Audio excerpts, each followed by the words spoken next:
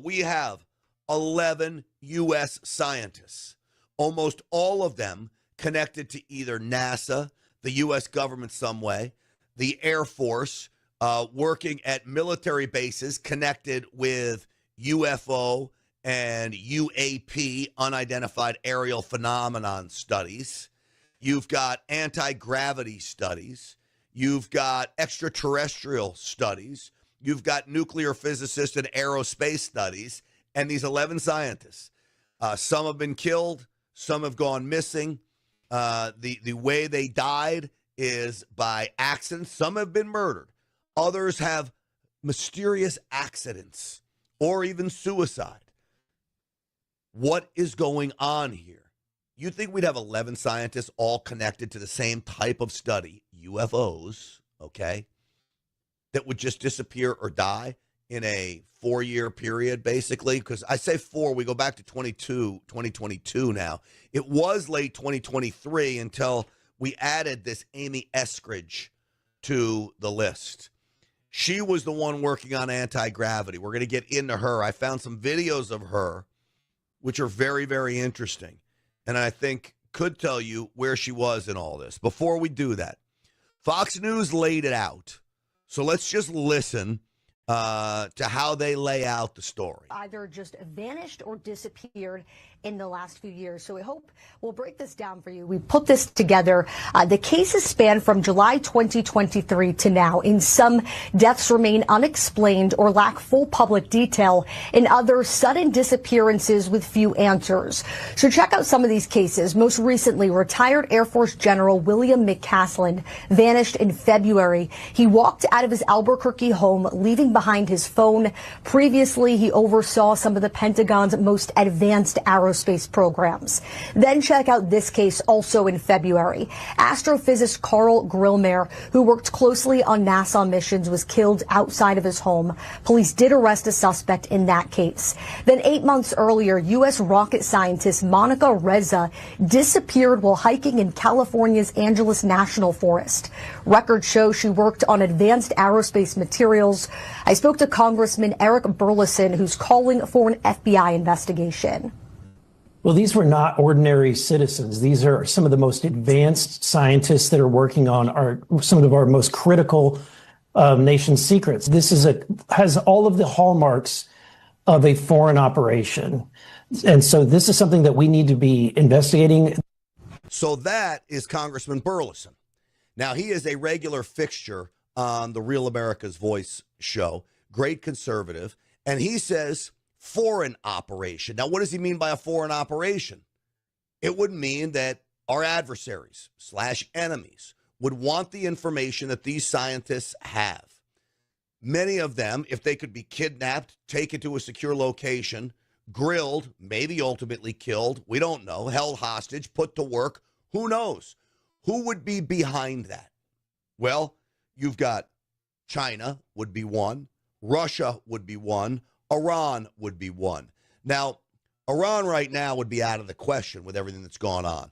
But I don't even think Iran had the capabilities to go kidnap these people, get them out of the country, and do this. Maybe they had some capabilities to kill some of these scientists off, but I take Iran out of it.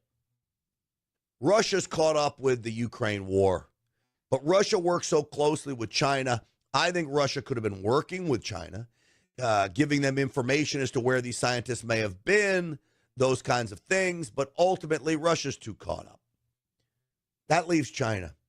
China would be the main suspect to me of those that would have been kidnapping these scientists. And many of them have just absolutely disappeared. So I found this chart of who has been killed or missing. So I'm going to put it up here on the screen, and we will go through it. You can see here that Amy Eskridge is the latest scientist. She's all the way there on the left. She was studying anti-gravity, propulsion type things. She started a research institute with her father, Richard Eskridge, who also happens to be a retired NASA scientist. She was found committed suicide. in 2022. She's the latest, though, to join the group that say, hey, maybe Amy is connected to all of this. But as you look through this list here, you got Carl Grillmeyer, David Hicks, Frank Maywald, okay? Those are the next three connected to NASA and the Jet Propulsion Laboratory. The Jet Propulsion Laboratory works on all of this high-end, crazy, like plasma stuff over my head on the things they're coming up with, and many with our stealth fighter jets. All of that coming out of there, working closely with NASA. And then you've got the other one. Now they're dead, those three. You've got Monica Jacinta Reza. That's the one who disappeared while camping. They talked about her in the Fox piece. She also was working for the Jet Propulsion Laboratory, but she had another connection. She had a connection to William Neal McCasland, who is missing. This is the general who went out for a hike, left all his phones behind, left his computers behind, left all his devices behind, just like Monica Reza did. They were connected to Wright-Patterson Air Force Base. Wright-Patterson Air Force Base is where a lot of the UFO studies are coming through. So Wright-Patterson studies UFO, anti-gravity, all of these alternate forms of propulsion, including these triangular formations, which was seen on video here. This formation of unidentified flying objects, that is over Wright Air Force Base. That's where the general was working. Now, you're telling me this is some kind of a coincidence? Not a chance. Now, there's another one, which is Jacob Pritchard. Jacob Pritchard, also Wright Air Force Base. He's dead. And then we go down the line. Stephen Garcia was working at the National Security Center. The Kansas City National Security Campus, which was closely working with the Air Force Research Laboratory. That's where the general was working, connected again. So as I'm looking at this chart, you've got Anthony Chavez and Melissa Casillas. Guess where they were working? Los Alamos. That's the nuclear laboratory. Los Alamos National Laboratory. That was connected to the Air Force Research Laboratory where the general was. And then all the way to the right, you have Nuno Loria, who was working at MIT and also for the Department of Energy on nuclear secrets. So when I tell you here that this is connected beyond a shadow of a doubt, there's no way this is a coincidence. As I say, there is no such thing as coincidences, not in Washington, D.C., not in government like this. Too many pieces tied together. I mean, you'd have to tell me, one, yes, I know scientists can die. Yes, I know scientists can commit suicide. Yes, I know scientists, like anybody else, can go missing. What can't happen is 11 scientists in a short period of time all have those things happen, all working on the same types of study, and go disappearing in that short period of time. That, my friends, doesn't make any sense at all. So we're going to continue to talk about this. Well, here's the thing. We need an investigation. I can't believe there hasn't been an investigation yet. President Trump said this about that. There are these 10 missing scientists with access to classified stuff, nuclear material, aerospace.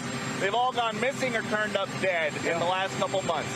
Based on what you've been briefed, what do you think is happening here? And do you think that this is connected or totally random? Well, I hope it's random, but we're going to know in the next week and a half. I just left the meeting on that subject, so pretty serious stuff. But we're going to be hopefully, I don't know, coincidence, if you whatever you want to call it. But some of them were very important people, and we're going to look at it. Well, let me tell you something, Mr. President. There's no way this is a coincidence. He knows that, but he's got to play it down in case it's foreign adversary, or even worse than a foreign adversary, because I expect it from China. God forbid it's the deep state here. God forbid it's the military-industrial complex. They have these scientists who all claim that they felt threatened along the way. Some said that they were feeling like they were being followed along the way. What did they know? What were they prepared to come forward with? This Amy Eskridge, who allegedly committed suicide in 2022, that started this scientific institute with her father, she left the government. She was studying anti-gravity. You know what that would change? The amount of money that would be involved if you figured out how to defy gravity. And then, lo and behold, she commits suicide. So the president's probably downplaying it here, but it is interesting. He said, I just came out of a meeting about that. Kash Patel better be on this. Let's